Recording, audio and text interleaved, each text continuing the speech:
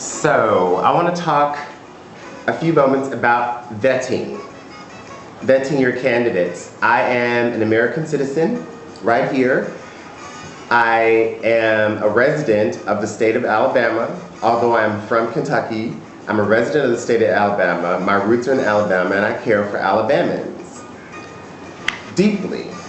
And I'm not just talking about Nat King Cole and Lionel Richie and all that. I'm talking about cotton pickers, cotton farmers, landowners. It is blue skies over Alabama, sweet home. So I vote here, and I vote abroad because I live in India for much of the year. And I am voting in the Democratic Party primary. Here's my ballot.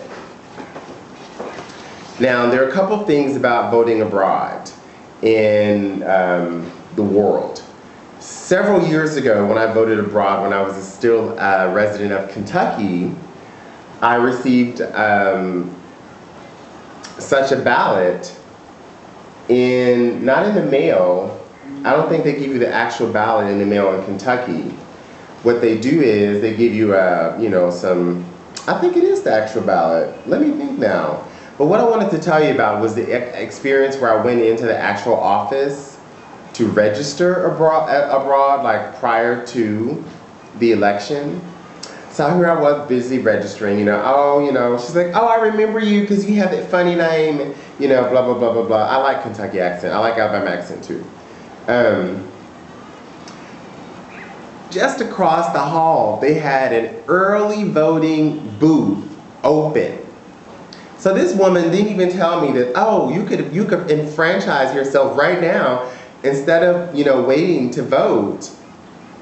Knowing that, for example, where you're going to get, candidate information, that's what this is ultimately back. We'll talk about vetting, we'll get back to that. Knowing what this is ultimately about is being able to interact with voters, vet with voters, all those sorts of things was right there available to me. So I brought my mother and my grandmother on in, who were waiting in the car, all Kentuckians. My grandmother, as opposed to me going from a Kentuckian to being an Alabamian, my grandmother went from being an Alabamian to a Kentuckian back to being an Alabamian, where she voted for Barack Obama. But she couldn't vote when she was originally an Alabamian back in the days when Jim and Jane Crow had it big. So here we are. My mother, my grandmother, and I were voting. And this is what I want to tell you about the Chads. I am a reasonably intuitive, smart, not brilliant, but I can read. I'm literate in several languages actually. And on the back of our ballot that year was the Defense of Marriage Act. Coin number 1, you ask what you can get for a rupee. My stupid self didn't even turn over the ballot. You see the Alabamian one is blank. There's really not much going on. But that Kentuckian one that year, it turned out that I didn't turn over the ballot. I didn't see that this measure was on. I didn't vote, and it passed. That even in my home state of Kentucky. Also in Alabama too.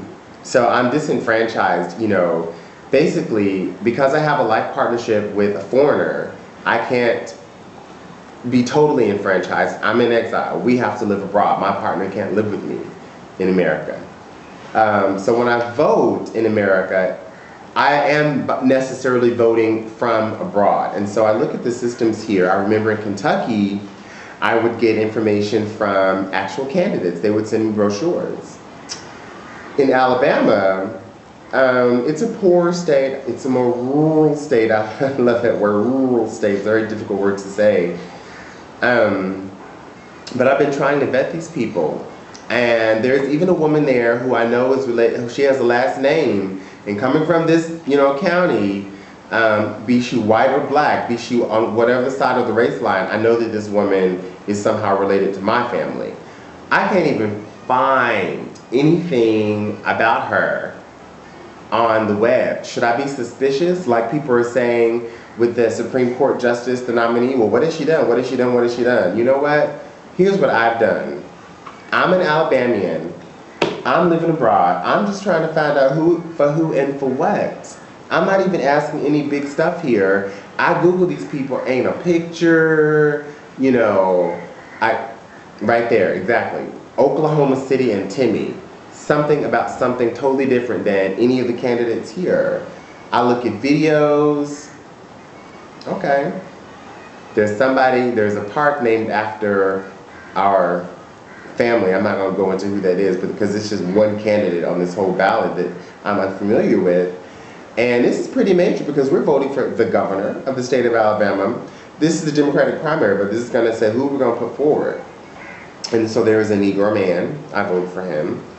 For the United States Senator, the Democratic candidate for the United States. Now, as you know, Alabama, like I said, is poorer and ruraler.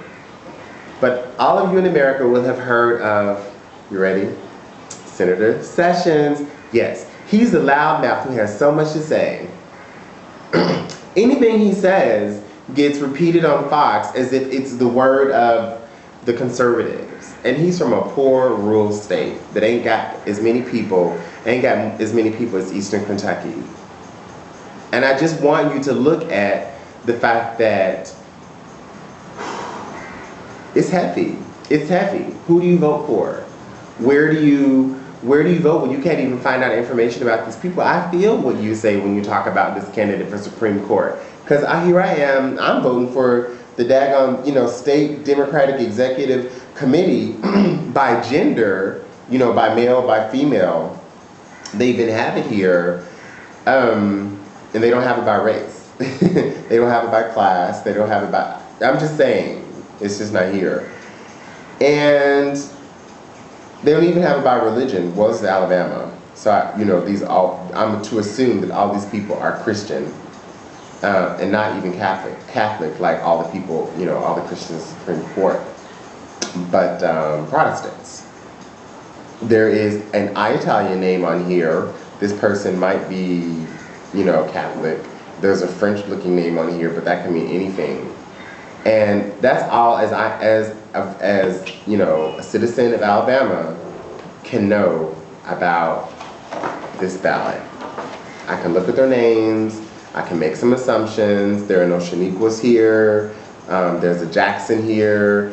There's a, Ziegler here. But then, look at my last name. Look at my first name. People would know what to think of me on this ballot. Wherever they, if not for the male and female category, they would look at my name and say, where do I put this person? This name, Diaprie. I'm just saying, that's as base level as we are in America. And I'm telling you, I've done, election monitoring all the way in Sri Lanka. And people know a little bit more about what's going on than I do as an Alabamian, just a comparison. So to tie this back down to vetting, I wanted to make remembrance or dedicate this video to a woman I know named Vet, who once kept me from doing something very, very stupid. And what she basically said was this: make up your own mind, but give yourself the benefit of taking a moment to step back, look at the different forces at play, look at the, Romulus and the Capulets, as it were, and then come to your own conclusion. Thank you, Vet.